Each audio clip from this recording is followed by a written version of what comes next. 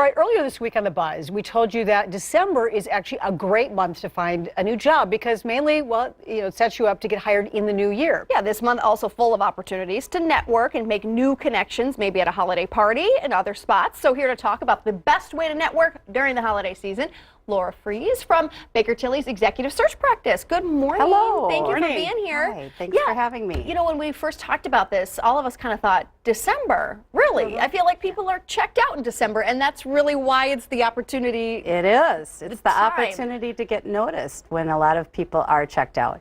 I have a lot of my candidates say, oh, I'll just take December off because nobody hires in December. But really in Minnesota, unemployment is so low that corporations are desperate to hire right now.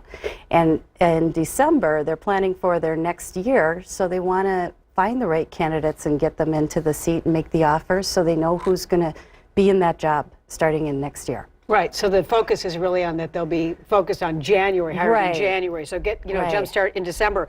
Okay, so many of us go to parties in December, holiday parties, right? So what are some ways that we can make new connections when we're at some of those gatherings? Well, first it depends on what the gathering is. So you need to think through whether it's the right type of gathering for you to tell people about your job search. So obviously if it's your company Christmas party, that's not the right place.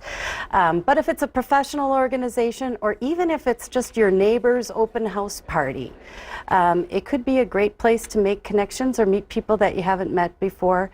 And probably you're not going to have a complete discussion about your job search or what job is available, but just to let people know that you are looking, and with a quick 1 or 2 sentence of what you are looking for.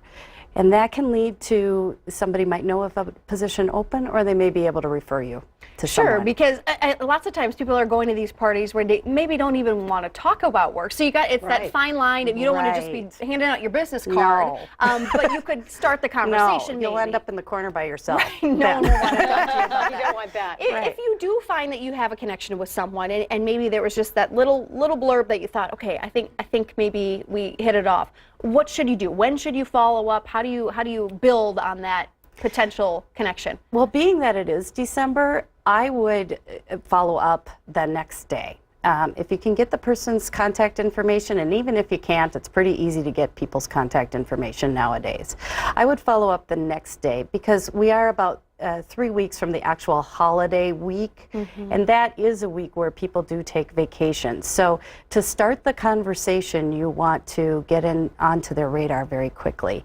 And even if they're not the right one to start the conversation with, back in their office, they'll be able to refer you to the right person. Okay, so let's say you go about it in a totally different way, where you're planning on meeting somebody, but maybe you have a specific interest in a company or an avocation. What is a way to kind of go into this in a different way? Meaning, okay, let's say you decide you want to get into the travel business. Can you go online and research some companies and find other ways to maybe seek out rather than just the opening email, hi, my name is so-and-so, here's my resume? Yeah, there are things that you can do. So a couple things. First, I always bring up professional organizations. So even if it's a vocation that you're wanting to change to, most professional organizations have a holiday party at this time. So find out what that organization is and when is the holiday party, and anybody can come. So show up and start there.